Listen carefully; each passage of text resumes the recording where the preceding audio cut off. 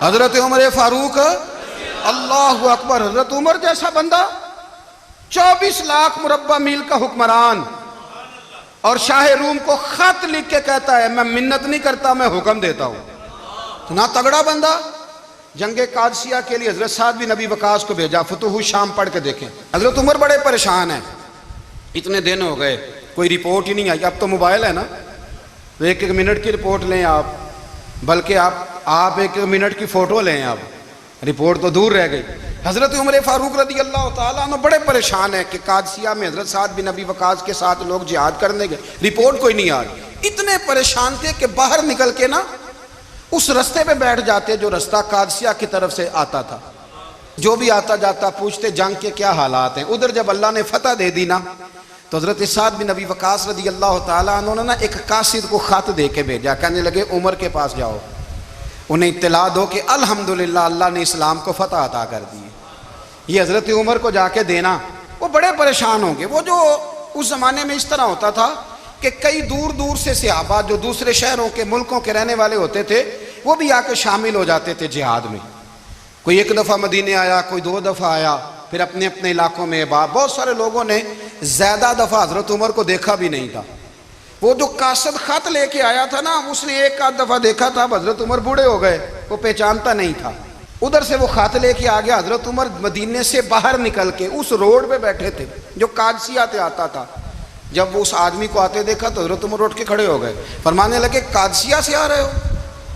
وہ کیا کہتا ہے؟ پھٹے پرانے کپڑے, ٹوٹے ہوئے جوتے, سر پہ پرانی پگڑی. کہنے لگے غلام مدینے کے رہنے والے ہو؟ حضرت عمر کہنے لگے ہاں مدینے کا ہوں. کہا میں قادسیہ سے آیا ہوں, الحمدللہ اللہ نے اسلام کو فتح دے دی ہے, الحمدللہ کفر کی کمر ٹوٹ گئی ہے. اس نے یہ بات کر کے تو گھوڑے کو ایڑی لگائی, گھوڑا دوڑنے لگا مدینے کے. حضرت عمر بھی ساتھ ساتھ دوڑ رہے. فرمانے لگے اچھا بتاؤ خالد بن ولید کا کیا حال ہے؟ تھوڑا آگے جا کے فرمانے لگے اسامہ بن زید کیسے ہے؟ وہ کہتے ہیں ٹھیک ہے. پھر اس نے اور گھوڑا. عمر ساتھ ساتھ دوڑ رہے ہیں, ساتھ ساتھ. 24 لاکھ مربع میل کا حکمران, ایک جوتا پیر سے نکل گیا, عمر دوڑ رہے ہیں. آگے جا کے پوچھتے ہیں سعد بن ابی وقاص کا کیا حال ہے؟ کہ حضور وہ بھی ٹھیک ہے. کتنے لوگ میرے شہید ہو گئے مسلمانوں میں سے؟ کہنے لگا صحیح گنتی کا نہیں پتا, یہ لفظ ادا ہوتے ہوتے مدینے کی سرحد آ گئی. لوگوں نے عمر کو گھوڑے کے ساتھ دوڑتے دیکھا تو کہا امیر المومنین کیوں دوڑ رہے ہیں؟ وہ غلام چھلانگ لگا کے نیچے آیا, قدموں میں بیٹھ گیا. کہنے لگا حضور آپ نے بتایا ہی نہیں آپ امیر المومنین ہیں. آپ فرمانے لگے کیا بتاتا؟ میں تو اونٹ چرانے والے کا پتر ہوں, کیا بتاتا؟ وہ عمر ہوں جس نے اپنے گناہوں کا حساب دینا ہے. کیا بتاتا؟ جو سعد بن ابی وقاص کو جہاد پہ بھیج کے خود بزدلوں کی طرح گھر میں بیٹھا ہے. کیا بتاتا؟ کوئی حیثیت نہیں, کوئی تار. تو نے اچھا کیا, تو مجاہد تھا, مجھے ساتھ ساتھ دوڑایا, تو نے اچھا کیا. جتنے لوگ تھے چیخیں مار کے رونے لگے. حضرت فاروق اعظم سے کہنے لگے عمر جب تک تیرے جلوے رہیں گے اللہ کامیابیاں ہی عطا فرمائے گا, جب تک تیرا رنگ رہے گا اللہ تعالیٰ نوازتا ہی رہے گا. کچھ نہیں کبھی اپنا آپ ظاہر ہی نہیں کیا. بہت بڑے تھے, بہت بڑے تھے حضرت عمر, بڑے تھے. حضرت ابو رافع غلام تھے, قرآن پاک بڑا سونا پڑھتے تھے. حضرت عمر جب بھی انہیں ملتے کہتے ابو رافع تو عمر سے اچھا ہے, قرآن بڑا شاندار پڑھتا ہے. تو وہ کہتے حضور اگر میں قرآن صحیح پڑھتا ہوں تو آپ کو قرآن کی تشریح زیادہ صحیح آتی ہے, آپ بھی تو مجھ سے افضل ہیں. تو آپ فرماتے نہیں پھر بھی تو مجھ سے افضل ہے. کیوں؟ اس لیے کہ تو اپنے آقا کی نوکری بھی ٹھیک کرتا ہے اور رب کی عبادت بھی ٹھیک کرتا ہے, اور مجھے خالص صرف عبادت کرنی ہوتی ہے وہ بھی ٹھیک نہیں کر پاتا. ساری زندگی اپنا محاسبہ, ساری زندگی اپنے گریبان میں دیکھا, ساری زندگی اپنے آپ کو پرکھا, اپنے آپ کو ٹٹولا. 62 سال عمر بیت گئی. حضرت حذیفہ بن یمان ایک صحابی تھے, میرے نبی کریم علیہ السلام نا ان سے راز کی باتیں کرتے تھے. ہر بندے کا ہاضمہ ٹھیک نہیں ہوتا, سب سے راز کی بات نہیں کرنی چاہیے.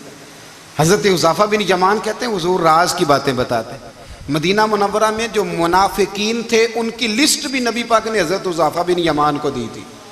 جب کوئی مشکوک آدمی مر جاتا نا تو صحابہ کہتے ہیں ہم دیکھتے اگر حضرت حذیفہ نے جنازہ پڑھا ہے تو ہم بھی جنازہ پڑھ لیتے. نبی پاک نے بھی کچھ جنازے نہیں پڑھے, ترمذی میں ہے, فرمایا عثمان سے جو بغض رکھے اس کا جنازہ نہیں پڑھیں گے. حضرت حذیفہ بن یمان اگر جنازہ پڑھتے تو لوگ پڑھتے، وہ نہ پڑھتے تو لوگ جنازہ نہ پڑھتے۔ حضرت حذیفہ بن یمان کہتے ہیں جناب عمر فاروق کی خلافت کے آخری ایام تھے، کچھ دنوں کے بعد وہ شہید ہو گئے۔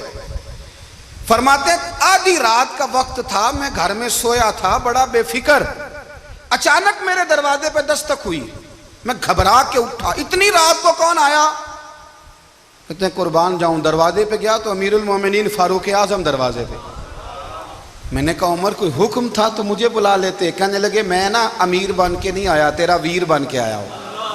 امیر المومنین کی حیثیت سے سرکاری کام سے بلاتا تو وہاں بلاتا، مجھے ایک ذاتی کام پڑ گیا۔ کہتے ہیں میں نے عمر کو گھر کی اندر بلا کے چارپائی پہ بٹھایا، میں نے کہا حضور میں غریب آدمی، میں کیا آپ کے کام آ سکتا ہوں؟ تو کہتے ہیں انہوں نے نا مجھے ساتھ بٹھا لیا، پھر میرا ہاتھ پکڑ لیا، کہنے لگے تو عمر کو جانتا ہے؟ عمر جھوٹ نہیں بولتا۔ تو جانتا ہے؟ عمر وعدوں کا پکا ہے۔ کہا حضور جانتا ہوں۔ کہا میں اس وقت آیا ہوں جب دیکھ بھی کوئی نہیں رہا۔ حضرت حذیفہ بن یمان کہتے ہیں پریشان ہو گیا، حضور پہلیاں نہ بجھوائیں، مہربانی کریں بتائیں کدھر آئے ہیں؟ تو حضرت عمر فاروق فرمانے لگے 62 سال کا ہو گیا ہوں، 63 میں چل رہا ہے، داڑھی سفید ہو گئی ہے، پھل پک گیا، اٹھ فریدہ ستیا، داڑھی آ گیا ہی پور، اگا نیڑے آ گیا ہی، پیچھا رہ گیا ہی دور، اب قبر اشر کا معاملہ صاف نظر آنے لگا ہے۔ کہا حضور مجھ سے کیا چاہتے ہیں؟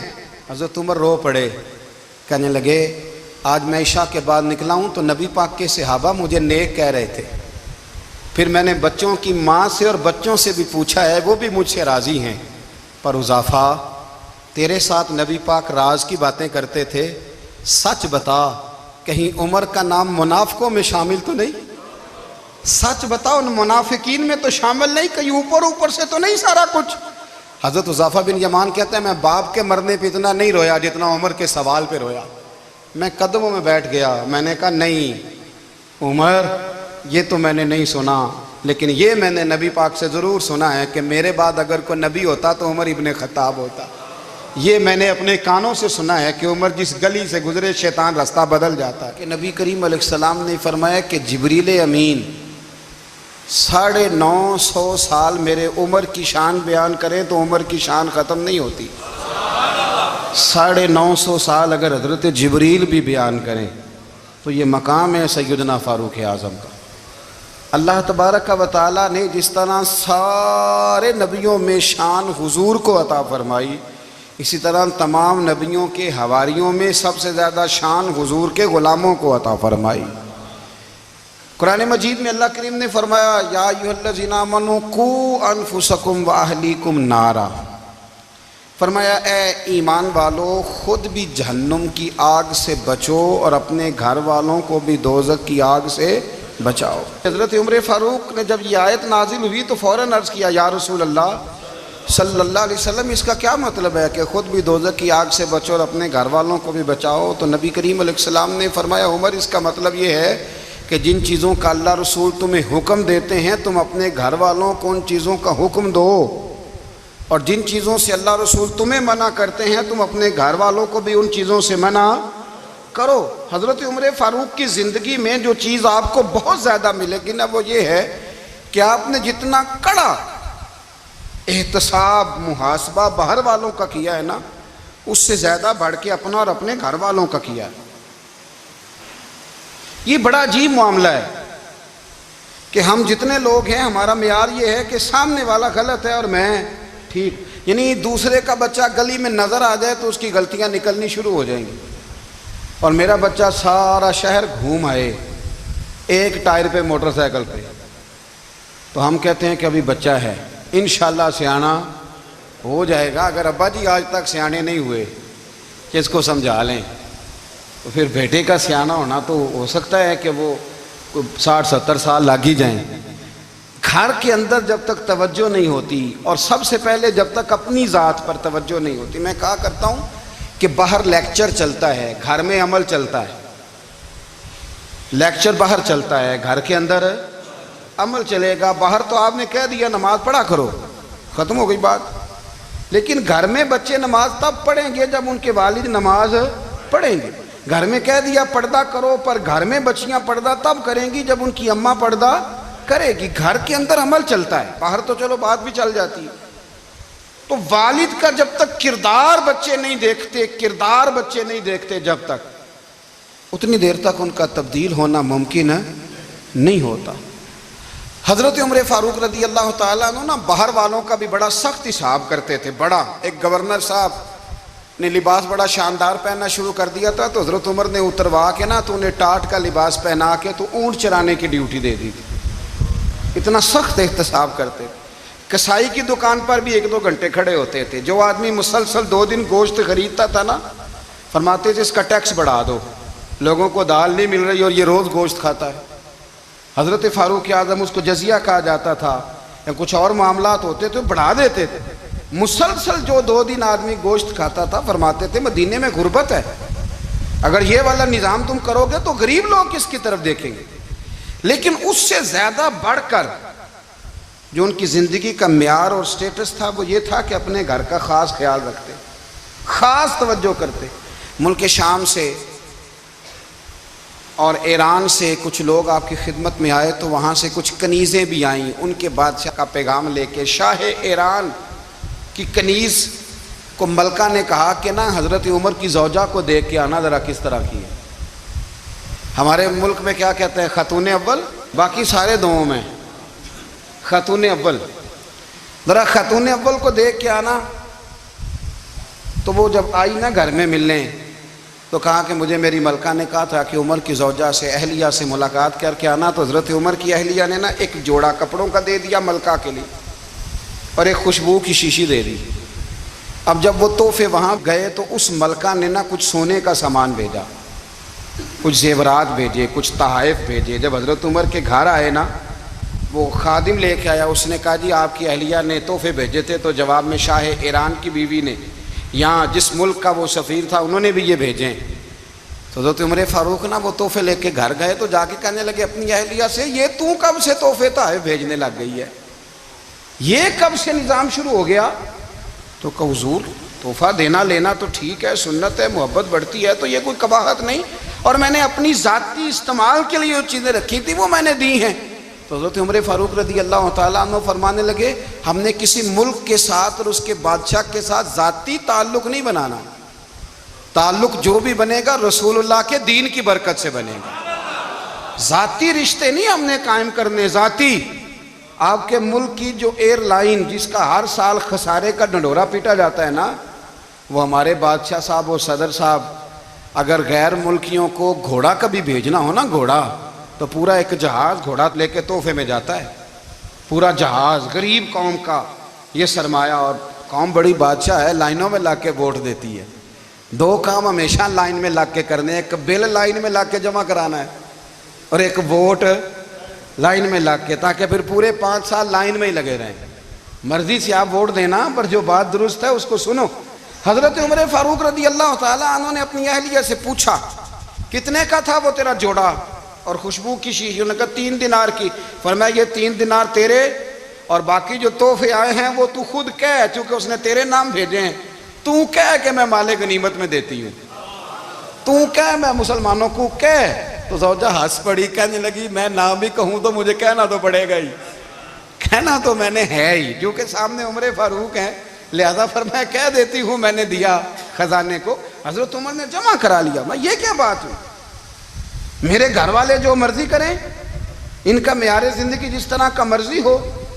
اور حضرت عمر ایک جملہ کہا کرتے تھے، اللہ کرے کہ یہ باتیں اس دور حاضر میں ہماری سمجھ میں آئیں۔ حضرت عمر فاروق رضی اللہ تعالیٰ عنہ اپنے بچوں کو فرمایا کرتے تھے کہ بہت آدمی کو بھوک لگی ہو نا، اور پھر اس کی پسند کا کھانا پکا ہو، جتنے شوق سے وہ اس کھانے کو دیکھتا ہے نا، فرمایا اس طرح پوری قوم اپنے بادشاہوں کے خاندان کو دیکھتی ہے، اس تیزی کے ساتھ دیکھتے ہیں کہ ان کے گھر میں کیا ہو رہا، ان کا معیار زندگی کیا ہے، ان کا سٹیٹس کیا ہے۔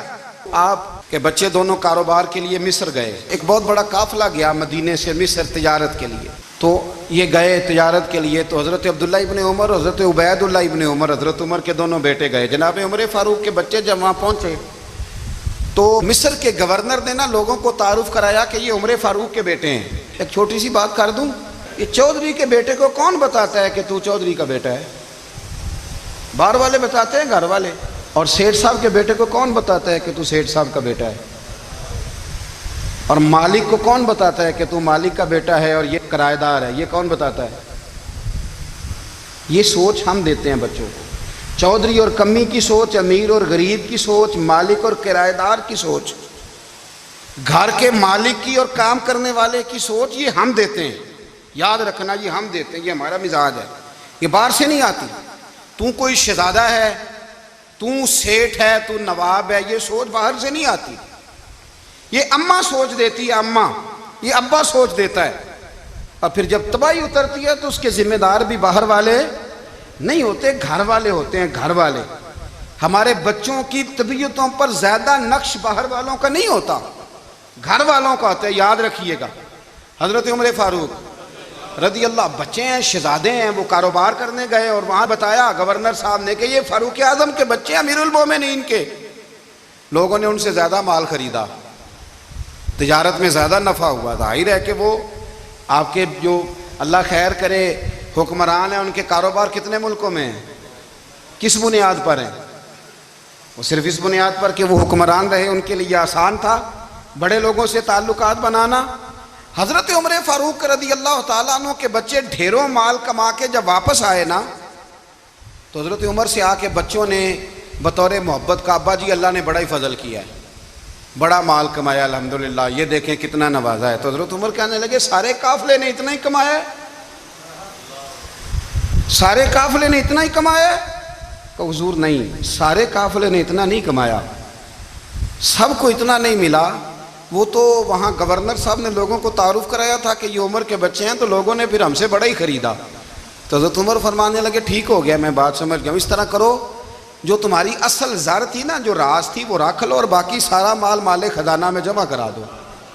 اس لیے کہ یہ تم نے تجارت نہیں کی، یہ تم نے اپنے باپ کا نام بیچا ہے، یہ تم نے امیر المومنین کے بیٹے ہونے کا فائدہ اٹھایا ہے. فرمایا یہ تمہارا نہیں حق، یہ مسلمانوں کا ہے. اس لیے کہ یہ مال تم نے محنت سے نہیں کمایا، یہ باپ کی کرسی کا فائدہ اٹھایا ہے.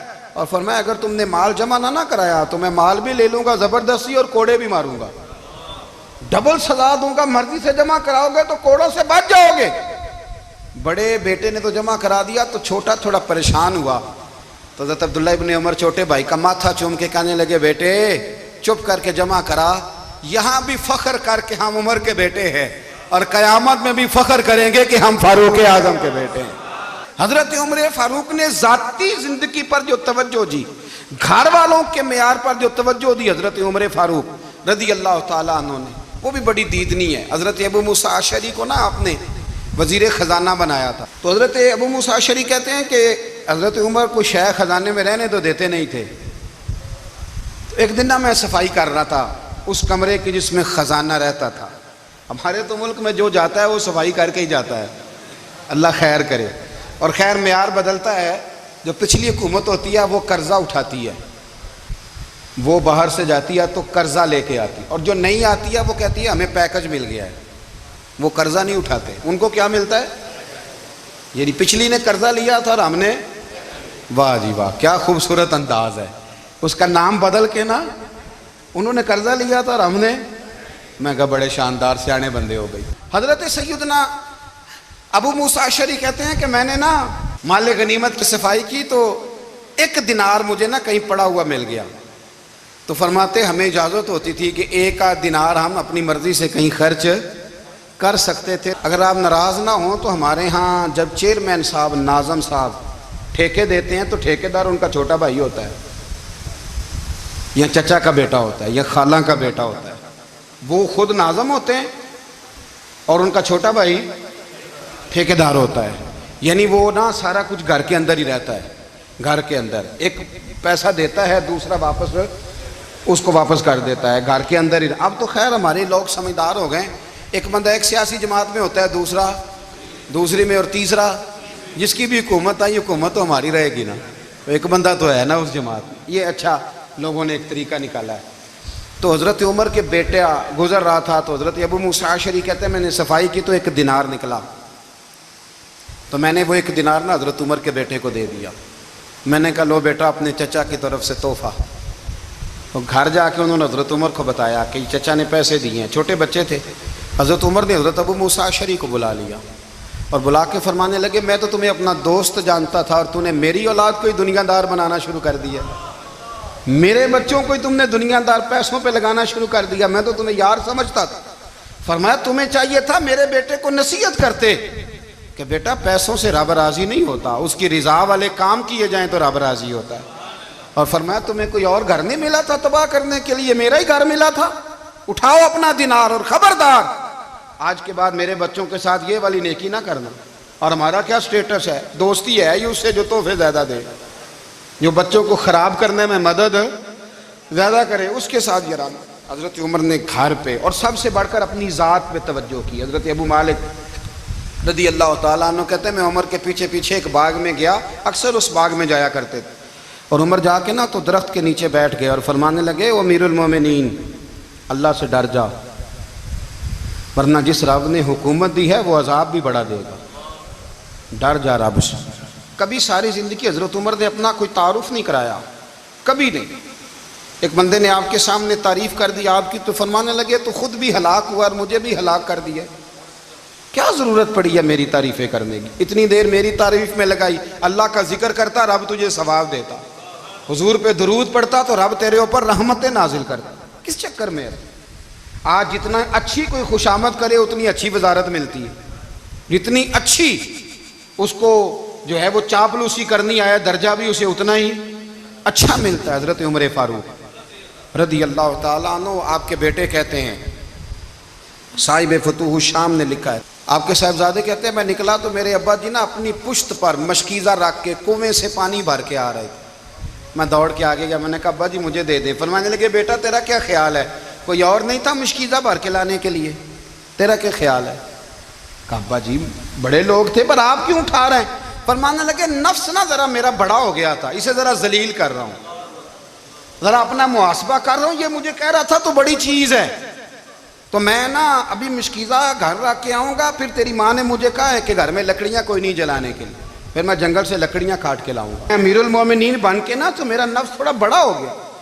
اب یقین کریں ہمارا ہاضمہ خراب ہو جاتا ہے جب تک ہمارا تعارف صحیح نہ ہو، ہمارا تعارف ٹھیک نہ ہو، میں یہ ہوتا ہوں میں وہ ہوتا ہوں، چھوڑ مٹی دیں تے مٹی رہنا ہی، مٹی دیں تے مٹی دیں تے مٹی رہنا ہی، ایویں کادی بلے بلے اج مٹی دے اتے بندیا تے کل مٹی دے تھلے۔